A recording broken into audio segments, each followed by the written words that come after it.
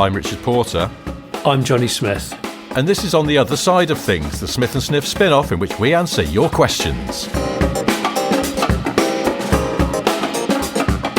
Hello, here we are again. Hi. But unusually we're in the same room, slightly echoey, but I hope that's not too annoying. Answering some questions. I'm going to start with this one, which is from a listener called Eddie. God, no small chat with you. Straight into a question. I'm all business. Well, you are, aren't you? Because we are in a conference room. That's what it is, isn't Yeah. it? Because I'm feeling all business-like. Eddie says, just listen to Springtime, which was Monday's episode. Thrilled to hear you've got a spring, Richard, and joined the Dacia fold. I'm a fellow Dacia enthusiast, brackets jogger, and I think they're knocking it out of the park at the moment, along with their parent company. It's almost like a rank Jogger. So I'm very much like a sort of... You're a rookie. Yeah, rookie. Yeah. But jogger, he's like he's a lieutenant or something. Rookie spring. Yeah. Lieutenant jogger. Well, what is that? That's someone drilling next door. It is, isn't it? No, it's a coffee machine. There's a coffee machine. There's a grinder. Yeah. Okay. Spoiler alert: we're not at either of our homes. We're at Great Northern Classics. Aye. So Eddie says, I tried a spring, but it was a bit tight in the back for my aged/bulky family members, but would make a great car for two people/families with younger kids. Charming, like you said, in a very OG R4 kind of way. When we test drove a spring, however, the example in question smelt like someone had floated a massive curried air biscuit in its compact cabin just seconds prior to us jumping in. No! It was truly eye-watering to the point where you could almost taste the naan bread. It put us off that lovely little car and a very attractive PCP deal, which leads me on to a question. What's the smelliest car you've test driven, and did it put you off the purchase? What's the smelliest car? I get put off when people have too many air fresheners. Yes, because it just raises suspicion. Exactly. For me. You go, when that all dies down, when those 13 magic trees die down. Yeah, air freshener is a smell designed to hide another smell. Yeah. It's like that sort of toilet cleaner that smells of bubble gum. I think pubs and clubs use it to hide sick. I always think that American disinfectant always smells very sweet and a bit bubblegummy sometimes, and so I just associate it with being in an American airport loo for some reason. Not that I've been in there a lot, but an airport chunder. I'm trying to think of a really, because there was once. This is not a car. Well, I suppose it's a car I've test driven in a professional capacity, but I borrowed a Proton Gen 2. Do you remember those? I do. I went on a date in one of those ones. Did you? Yeah, it was appalling. Have you told me that before? Yeah. Because I went on a first or second date in a Proton Satria GTI. I got overtaken by one today. Did you? Yeah. They were quite nice to drive. Yeah. They're very nice to drive. It's really good fun, but they had those faux Allen key wheel extensions. Yeah. And my date, because I think we met somewhere, and then I said, I can give you a lift home. And when we approached the car, she was a bit like, what's this? And I had to go, it's not mine, because I could tell the tone was a bit... I'm not having this. I don't think this speaks of someone I would want to go on another date with. Really? Yeah, it's right. We ended up going out for ages, so it was okay. But Proton Gen 2 had and this, bear in mind, this is a brand newish car, and it's a press car, so it's been carefully prepped and cleaned and all that. And it just had a very odd interior aroma, like melted plastic, a bit plasticky, but almost like because it had a sort of synthetic quality, but also a horrible kind of stale food / fart quality. Yeah, it was awful. I remember it being awful. Like a robot had farted in it. It was just metallic guff. Weird, metallic guff. It was genuinely unpleasant. I remember getting other people go in that car, and see if there's one thing that strikes you, and everyone would go, oh my God, it stinks in there. And I was like, I know. I think it was just something in the Proton factory was amiss. Well, someone on the line had terrible arse biscuits. But surely... I was just dealing them out and then shutting the door of the PDI stage. But then, as a kid, did you ever try to trap a fart in a jar? Yeah, it's difficult. It's difficult, and it doesn't really last. I don't believe that someone could drop pollen in every single Proton Gen 2 bound for the UK, and that would last. No, so it has to be a foodstuff or an item. Yeah, there's something got into their plastics moulding machine, and it's rotten food. But some textiles, I think, man-made textiles, smell a bit sicky. Yes. Definitely. Oh, God, because one of my jobs when I worked in Next was unpacking deliveries, and some stuff would come, in cellophane. A lot of stuff would come in cellophane, and you ripped it open. And just inexplicably, some stuff, well, clearly because everything's coming from different factories, so I guess it's just whatever factory it was, that these sort of, probably chenille jumpers, there were a lot of those. Yeah. Yeah, just absolutely stank. Yeah. Some of it smells fishy.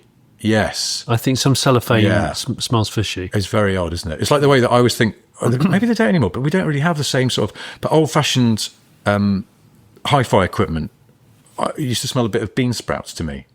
Do you know what I mean? You just stick your nose in the grill of like a Sony amp or something like that. Yeah. These sort of digital bean sprouts. What's that all about? Yeah. Do you know, it's not answering the question.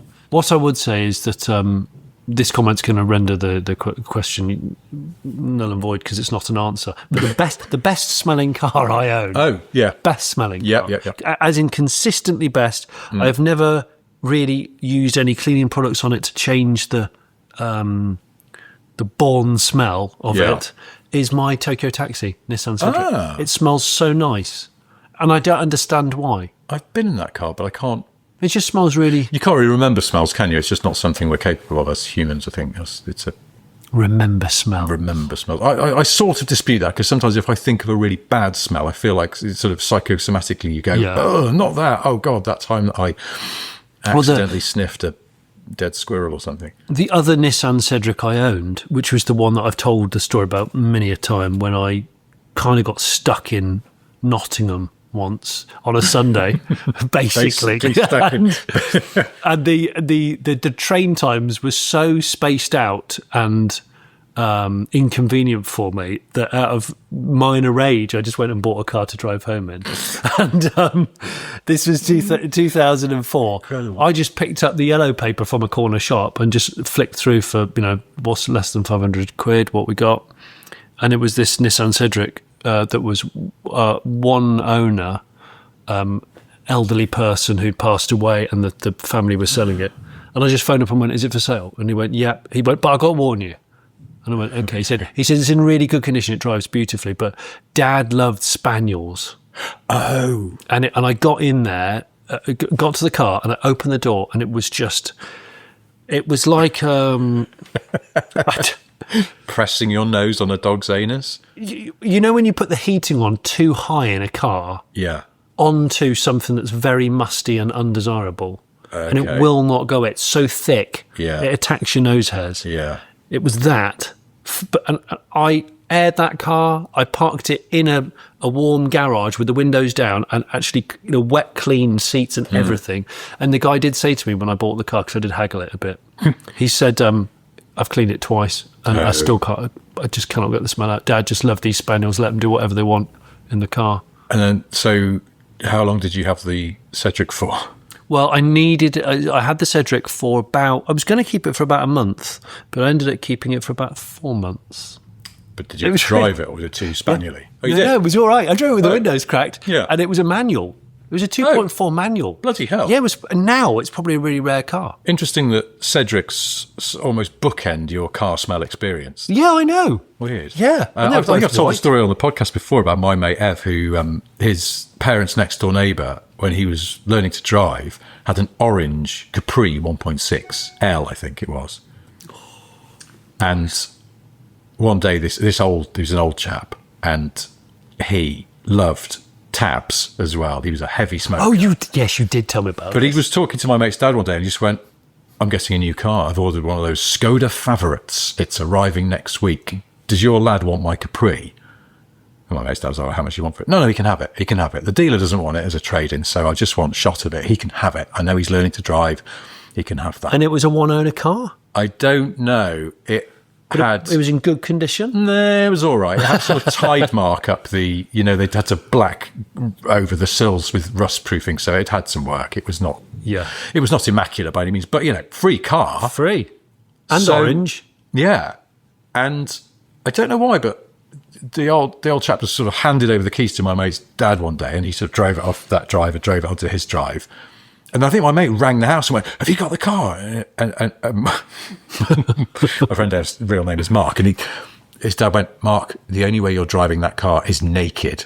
It's like, what? And it smells so bad. You'll ruin any clothes that you're wearing. It's like, it was so they just left it on the drive with the doors open for sort of like a whole weekend. And vacked it out and did all sorts. And it was still, and they made it better, but it was always musty, that car.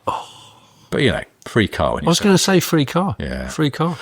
Should we move on to another question? We'll answer some actual questions, I guess. I've got one here. This one is from somebody called Flynn. Flynn Gathercole. What a great name. That is a good name. I hope this email finds you within all the funny anecdotes sent in by my fellow listeners. Well, look, listen. This is a good question. I understand this is not the usual email you receive. However, I thought it's an easy way to contact two encyclopedias of automotive journalism. I'm studying automotive engineering at Loughborough University, and I'll be graduating in the summer of next year. I'm just checking he sent this recently, very recently. He's not now elderly. This is from 1986. That's no good. I'm just unsure at the moment if engineering is the route I want to go down. I'd love to be able to get within the world of automotive writing/journalism, and I'm just not sure where to start, as each magazine seems to be ran by a bigger company, making it difficult to email them directly. Should I start by emailing editors? I know this is probably far too dull to be discussed on Otosot. No, it's not, Flynn.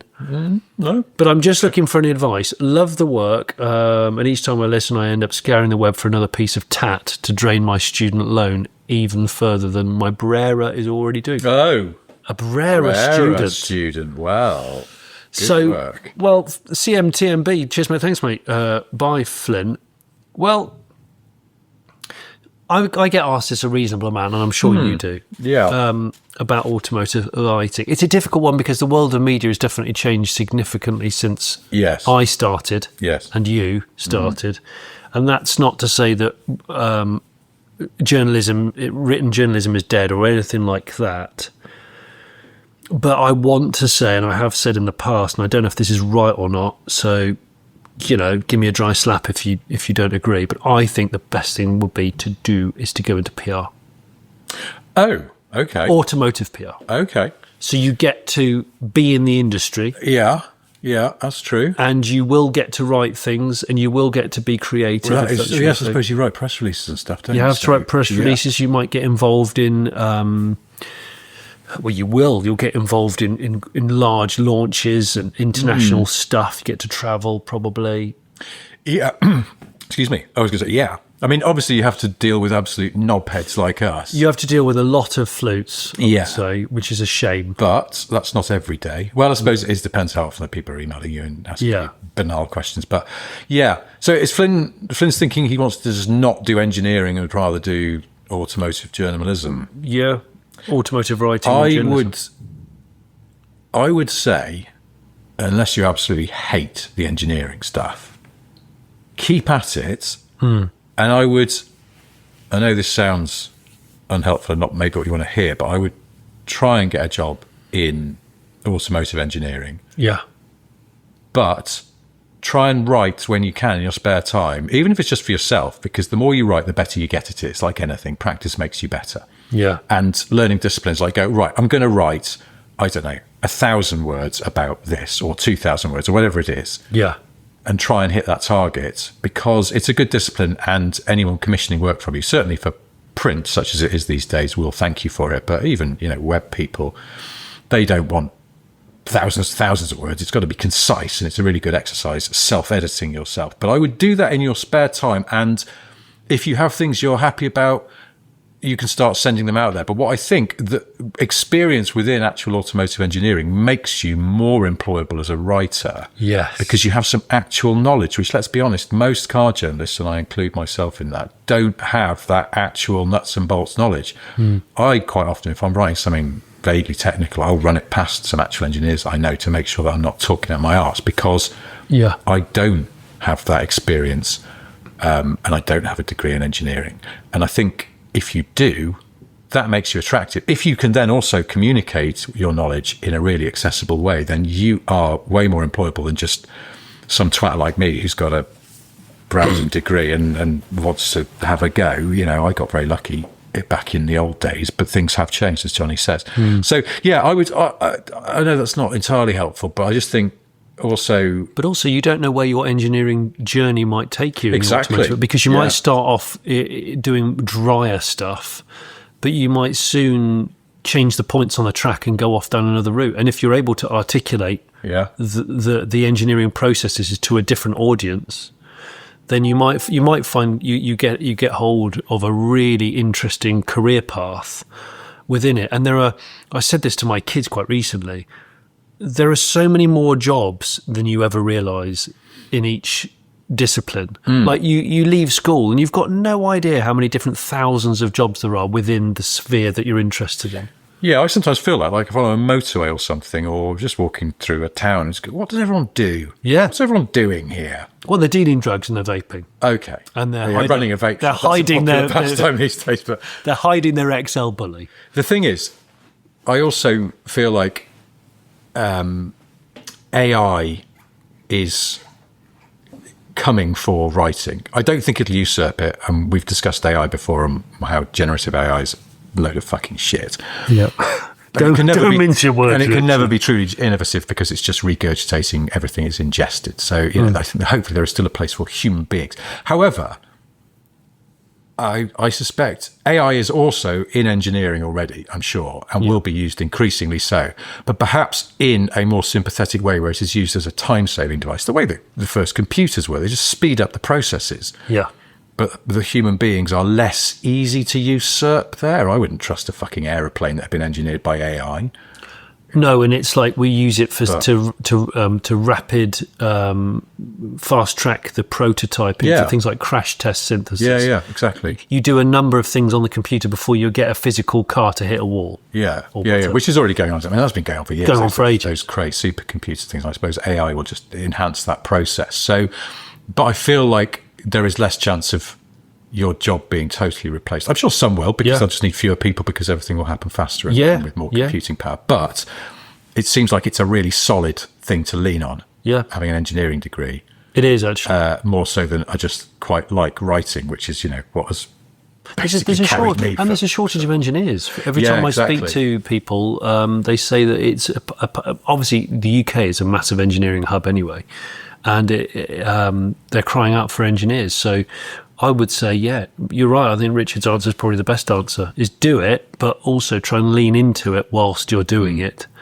And you never know where it'll take you. I used to, when I was working in a shop and hoping I could get a job where it might involve writing for a living, I used to write shit to send to my friends, like made up newspaper articles and all sorts of bollocks. And it was actually inadvertently quite good at just doing something over and over again, because without you even realizing it, you're just getting better at it. And so I can only encourage Flynn to do the same. Just keep writing, do it in your spare time, because it'll just help you to improve, because no one's perfect. You can always learn, even now, and I've been doing it for bloody years. Sometimes I look back at something and go, oh God, I could have done that better. That was no good. I should have just, you know, because you, for whatever reason, you rushed it, you weren't thinking straight. But you'd think that we would do better live shows. You'd think so, wouldn't you? Better podcasts, and yet no. But don't give up on the writing, Flynn. Is the other thing, because it is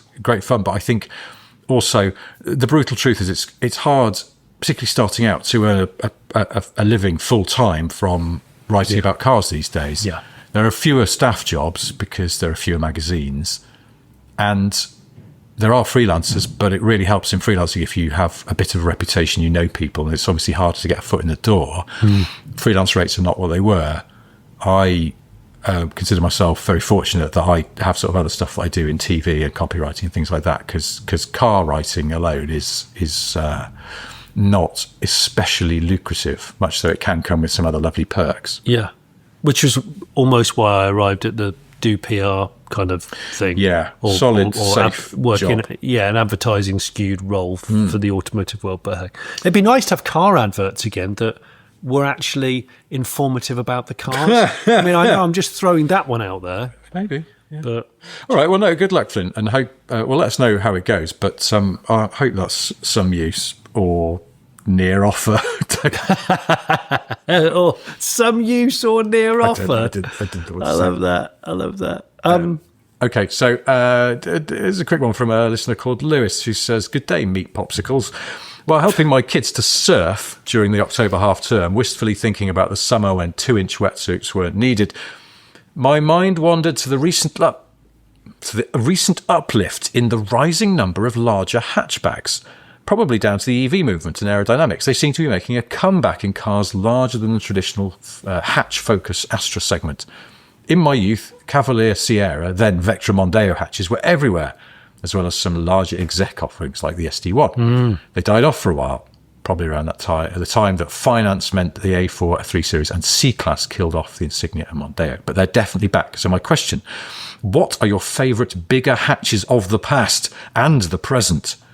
Obviously, no Labrador headache-inducing SUV tossery, please. I think mine are the smooth Granada before the blobby Scorpio. I like that, the smooth Granada.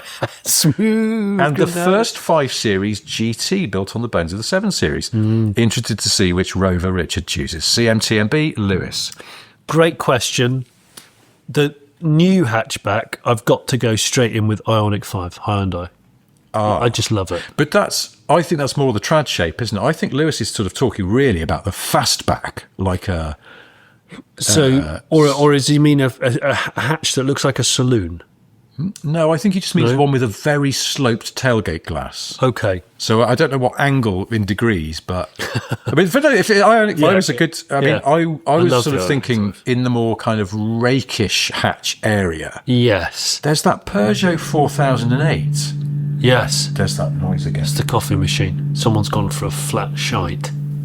That Peugeot 4008 that's sort of slightly jacked up, but it's a very rakish hatchback. Yeah. And I think quite pleasant looking. You don't see them around so much, but I like those. That'd be my modern.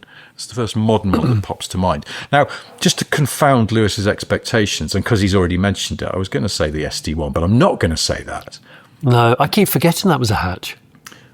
I'm going to say, I thought was a very handsome car, was the original Audi 100 Avant. Oh, it's so good. So good. I saw one at a car show recently. Did you? It's an exceptionally exquisite example of the mark. It's still a really handsome thing. Yeah, they often seem to be a sort of coppery, orangey colour Yeah. for some reason. Like they're the only ones that survived. But I think they're just really handsome. They're great. And quite unusual at the time to have a hatchback of that size and sort of executive standing. I do like the smooth Granada, I do. except the rear track's too narrow. It's one of those cars, once you notice it, you go, oh, I just need some spacers on it. Yeah. Because it's got the Sierra. It's a sort of stretched Sierra, but they didn't widen the track, and so it's too narrow. I've told you I do lust one day to own a Mercure XR4 Ti or whatever it's called. Yes. Which is it Sierra? But it looks more Granada-y than the Sierra. I always think the Mercury, or is it? No, there was a Mercure that was based on the smooth Granada as well. I think that's the one that I want. The Mercure Scorpio. if you're from Sons of the Mercure Mercure Scorpio. The Mercure Scorpio, yes. Yeah. And then the XR4 Ti was the Sierra. That's one, right. Which Yeah. was, I'd quite like the Mercure. yeah. Don't think anyone in America or Canada wants them. Well, I'll tell you what, we'll go on a trip. We'll go on like a wildlife expedition. You know, like a Victorian hunters to go and bag a lion. Yes. You're going to go and bag a Mercure Scorpio, and I'm going to go and bag a Sterling 825. Yes. Or 825. What a road trip. What a road trip. Oh, my. Will they make it now? No. They're a handsome car, the 800 Rover. I think so. Yeah. More coffee machine going on. Yeah, they are. And actually, the extended front bumper on those federal spec 800s, people liked it so much they ended up sticking it on the Euro cars as well. Which never happens, does it? That No, way? because Never. it was actually just gave the front a bit more of a handsome chin. It did, didn't it? I'm trying to think of more new, up-to-date, rakish hatches. Oh, you rakish hatch. Oh, you're a rakish hatch. I mean, Oh, I know. Yeah. Oh, no, hang on. Is it a saloon? Is it the VW Arteon? Yes. It's that's a hatch. Is it a hatch? Yeah. Oh my gosh. They're good looking, aren't they? It's one of the best looking German cars on sale. Yeah. And yet the shooting brake's nice. The shooting brake's amazing. I borrowed one and I felt like a proper baller in it. It looked great. I kept looking back at it going, that's flipping excellent. If I had that as a company car, I'd be walking around with a Semi. I don't think... Oh, shit. That bloke who sells photocopier toners here again. You know, the one with a permanent lob on. Yeah, no, it's a great car. I love that. Thanks for making it, VW. It stopped to now, have they? I can't remember. If it stopped, it's not long stopped. Funnily enough, in a few days, I think, I'm borrowing the latest Passat. I've still not driven it. Only comes as an estate. Yeah. It's been out for a while, but there's some new trim levels, and so I'm borrowing one of those. But I'm sort of looking forward to it because I believe it'll be the most norm-core car you can possibly drive, and I sort of mean that as a compliment. Yeah, no, it's it'll just be all fine, won't it? And it'll be all just nice. Yeah, I hope. I've suddenly got an idea for a late break show feature. No, that's popped into my head now. Norm-core cars. Norm-core, yeah. Well, anyway, there we go. So, yeah, I hope that's sort of answered that. That's a good question, Lewis. That's a good question. And I'm sure those who are listening will be gnashing their teeth going, you forgot to mention the... I'll tell you, just briefly, I know it's breaking the rule that Lewis said no SUVs, but the other day I encountered a camouflaged prototype of the next Range Rover Velar. Yeah. Which it's not a massive secret, it's going to be all electric. And it's been on test and been papped for, God, at least a year more. Wearing this really elaborate disguise where it's clearly got a fake bottom on it. Right. Massive boxy rear end, and it's not boxy. The Velar was always very curvaceous. But this is going to be fastback. Well, the other day I encountered a test car in the Midlands, and they started stripping the disguise off it. I guess because they're getting close to reveal, and so they just need to test with all this bloody cardboard and polystyrene and shit all over it.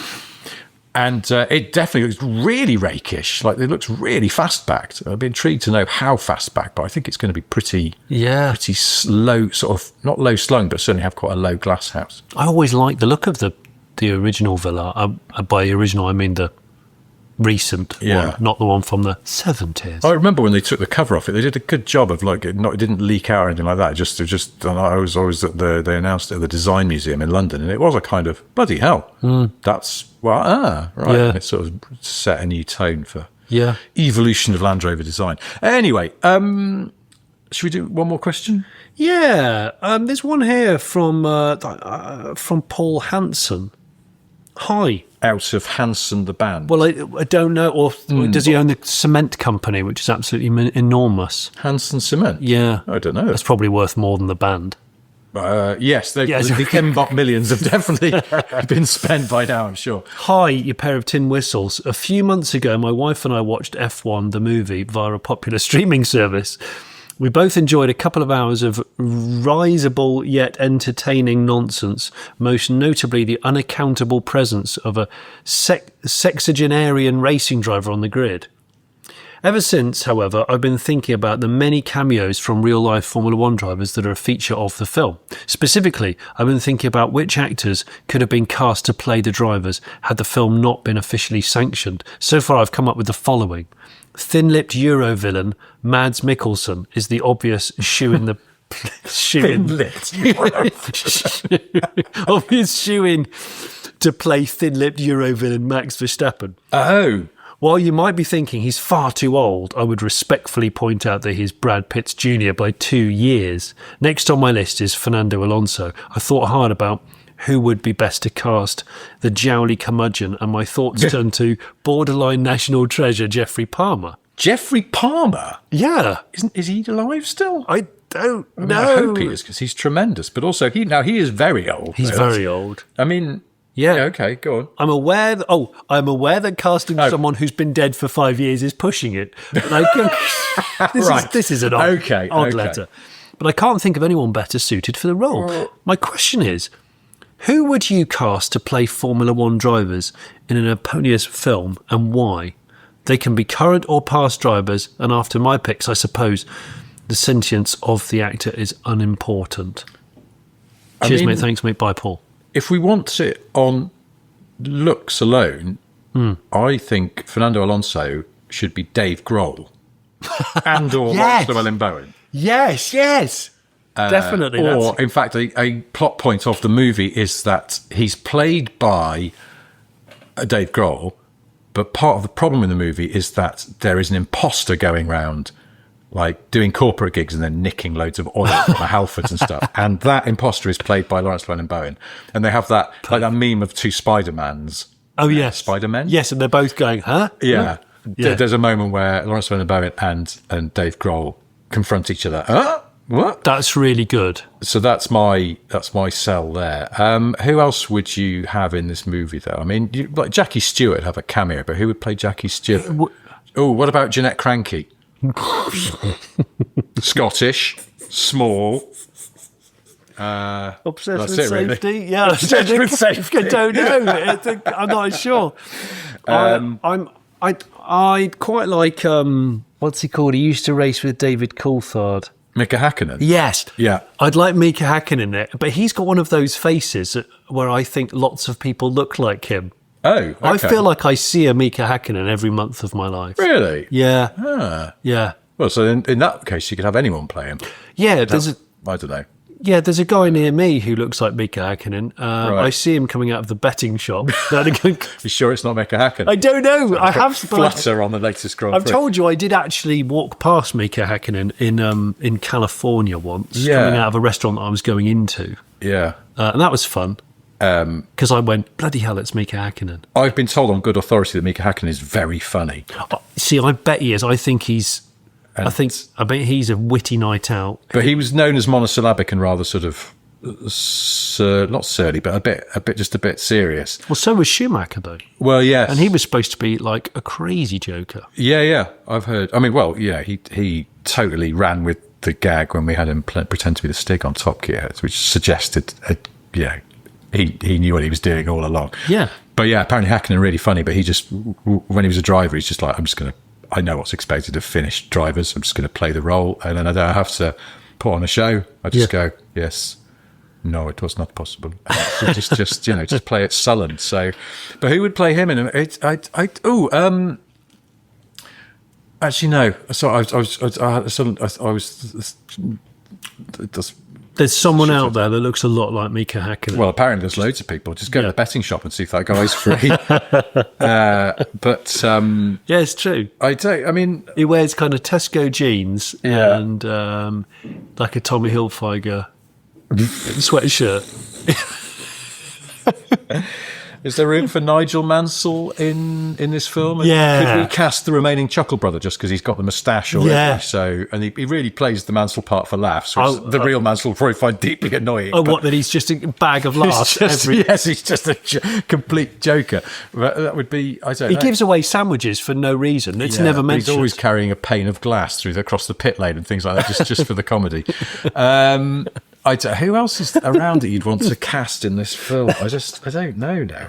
Who? Was Coulthard, because I haven't watched the film, was Coulthard in it? No. You could put David in it. Who would play David? Oh, well, you want someone sort of gritty and Scottish, don't you? Yeah.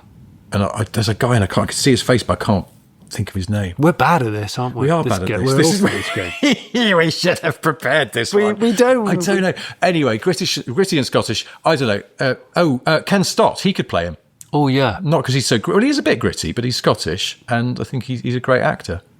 And if we're casting everyone older than they really are. From a certain angle, unless my eyes have stopped working, I think that ex-champ boxer Tony Bellew, who's a Scouser, so not Scottish, I think from certain angles his face could be David Coulthard of a certain era. I mean, or are we going on the big jawline sort of casting? In which case, I don't know who you'd have there. It's got quite a broad face. Obviously, there needs also to be able to fit into some very tight white jeans. Oh, yes. Authentically so. Yeah.